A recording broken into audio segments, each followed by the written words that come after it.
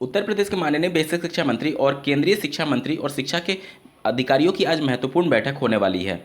UP TET 2021 में अब तक कुल कितने आवेदन हो चुके हैं? जूनियर एडेड शिक्षक भर्ती के संदर्भ में ऑफलाइन आवेदन पीएनपी के द्वारा देर रात तक लिए गए हैं। इसको लेकर के अभ्यर्थियों के द्वारा विरोध प्रदर्शन दर्ज कराया गया है। इसके बारे में बात करेंगे। पीजीटी शेष विषयों के रिजल्ट जो कि आयोग के द्वारा रोका गया था, उसके रिजल्ट की घोषणा कर दी गई है। और पीएनपी के द्वारा डीएलएड की परीक्षाएं जो रद्द की गई थी उसके परीक्षा तिथियों की घोषणा कर दी गई है। इसके अलावा बेसिक शिक्षा विभाग से जुड़े कुछ महत्वपूर्ण खबरों को भी डिटेल में देखने वाले हैं, तो अंत तक जरूर जुड़े रहिएगा इस वीडियो के साथ बिना किसी पार्ट को स्किप किए हुए। नमस्कार दोस्तों, मेरा नाम है नीरज और आप देख रहे हैं करियर बिट यूट्यूब चैनल। अगर आप इस चैनल पहली बार विजिट कर रहे हैं तो इसको सब्सक्राइब करते हुए बेल आइकन को प्रेस करना ना भूलें। स्क्रीन पर आप भारत समाचार का न्यूज़ फ्लैश देख पा रहे होंगे। आज शिक्षा विभाग की संयुक्त बैठक का आयोजन योजना भवन में आज 2 बजे बैठक का आयोजन केंद्रीय शिक्षा मंत्री श्री धर्मेंद्र प्रधान की अध्यक्षता में ये बैठक होगी। बैठक में उत्तर प्रदेश के deputy CM doctor Dinesh Sharma भी शामिल होंगे। इसके अलावा उत्तर प्रदेश के बेसिक शिक्षा मंत्री श्री सतीश चंद्र द्विवेदी भी इस बैठक में सम्मिलित होने वाले हैं और संबंधित विभागीय अधिकारियों को भी उपस्थित रहने के निर्देश दिए गए हैं। बैठक के बाद योजना भवन में 4:30 बजे प्रेस कॉन्फ्रेंस का भी आयोजन किया गया है। उत्तर प्रदेश में काफ़ी लंबे वक्त से नई प्राथमिक स्तर की शिक्षक भर्ती की मांग करने वाले अभ्यर्थियों के द्वारा इस पूरे खबर को शिक्षक भर्ती के ऐलान से जोड़ करके देखा जा रहा है। क्या आज शिक्षक भर्ती का ऐलान हो सकता है? आज के इस महत्वपूर्ण बैठक का उत्तर प्रदेश में बेसिक शिक्षा विभाग में शिक्षक भर्ती से संबंधित अप्रत्यक्ष रूप से जुड़ा हो सकता है। मैं अप्रत्यक्ष क्यों बोल रहा हूँ? क्योंकि प्रत्यक्ष रूप से शिक्षक भर्ती का ऐलान माननीय मुख्यमंत्री जी के द्वारा ही किया जाएगा। अब बात कर लेते हैं कि आखिर इस बैठक में होगा क्या। तो आप लोगों ने देखा होगा सितंबर 2021 में पीएबी की रिपोर्ट पब्लिश की गई थी, जो कि केंद्र सरकार के शिक्षा के अधिकारियों और राज्य सरकार के शिक्षा के अधिकारियों के बीच महत्वपूर्ण बैठक और कुछ महत्वपूर्ण प्रपोजल को अप्रूवल देने के संदर्भ में वो बैठक हुई थी। उसमें कुछ नए प्रावधान किए गए थे और केंद्र सरकार ने राज्य सरकार को कुछ दिशा निर्देश जारी किए थे शिक्षा की गुणवत्ता को बढ़ाने के क्रम में। उसी को लेकर के ये बैठक हो सकती है। और पीएबी की रिपोर्ट में 73,000 समथिंग सीट वैकेंट होने की भी बात कही गई थी, जिसमें अपर प्राइमरी और इसके अलावा 52,000 समथिंग हेड मास्टर यानी कि प्रिंसिपल के पोस्ट खाली होने की भी जिक्र किया गया था। तो इन सभी के बारे में चर्चा हो सकती है। तो सब कुछ जो मुद्दा है वो शिक्षकों के रिक्त पदों से जुड़ा हुआ ही मुद्दा है और शिक्षा की गुणवत्ता को बढ़ाने के लिए ही ये महत्वपूर्ण बैठक हो रही है। तो निश्चित तौर पर गुणवत्ता बढ़ानी है या फिर शिक्षकों के रिक्त पद को भरनी है तो शिक्षक भर्ती का विज्ञापन जारी करना पड़ेगा। इस वजह से मैं बोल रहा हूँ कि ये अप्रत्यक्ष रूप से शिक्षक भर्ती से जुड़ा हुआ हो सकता है, क्योंकि प्रत्यक्ष रूप से इसका ऐलान प्रदेश की राज्य सरकार ही करने वाली है। उत्तर प्रदेश के माननीय उप मुख्यमंत्री श्री डॉक्टर दिनेश शर्मा जी के द्वारा कहा गया कि सरकारी स्कूलों में अब दाखिले के लिए लग रही है लाइन। निश्चित तौर से इसके बाद से अभ्यर्थियों में भारी उछाल के बाद से जो शिक्षक छात्र अनुपात होता है उसमें भी भारी कमी देखने को मिली है और शिक्षकों की भारी संख्या में रिक्वायरमेंट अब उत्तर प्रदेश में है।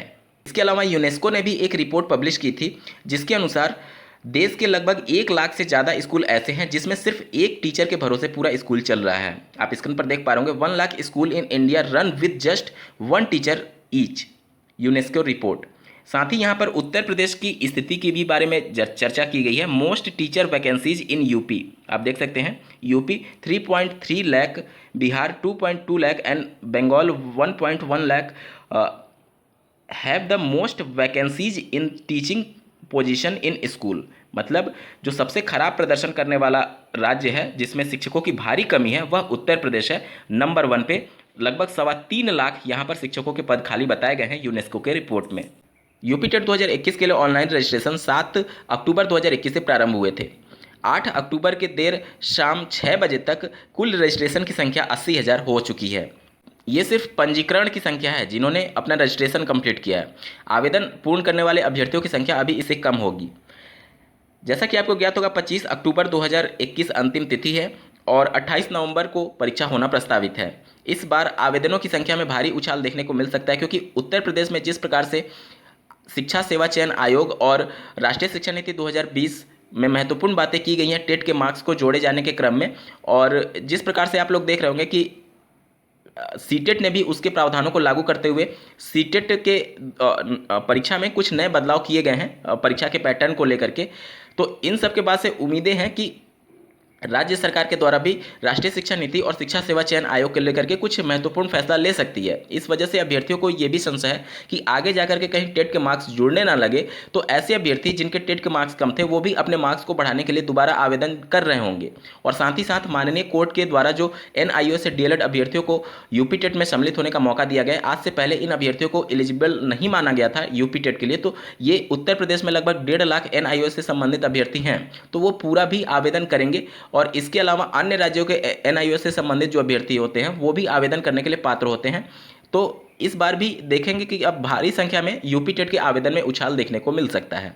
जैसा कि आपको ज्ञात होगा, उत्तर प्रदेश में जूनियर एडेड शिक्षक भर्ती में 50% की अनिवार्यता को खत्म करते हुए माननीय कोर्ट ने PNP को निर्देशित किया था कि 50% से कम जिनके अंक हैं ग्रेजुएशन में, उनके भी आवेदन ऑफलाइन या फिर ऑनलाइन मोड में जिस प्रकार से आपको सुविधा हो आप ले सकते हैं। और 7 अक्टूबर 2021 इसकी अंतिम तिथि निर्धारित की गई थी माननीय कोर्ट के द्वारा। अभ्यर्थियों के द्वारा 7 अक्टूबर के रात 12 बजे तक आवेदन किए गए हैं ऑफलाइन मोड में, क्योंकि PNP ने ऑनलाइन मोड की सुविधा नहीं दी थी। और इन अभ्यर्थियों की संख्या 2223 पहुंच गई है, मतलब कि इतने अभ्यर्थी ऑफलाइन मोड में आवेदन PNP पर सबमिट किए हैं।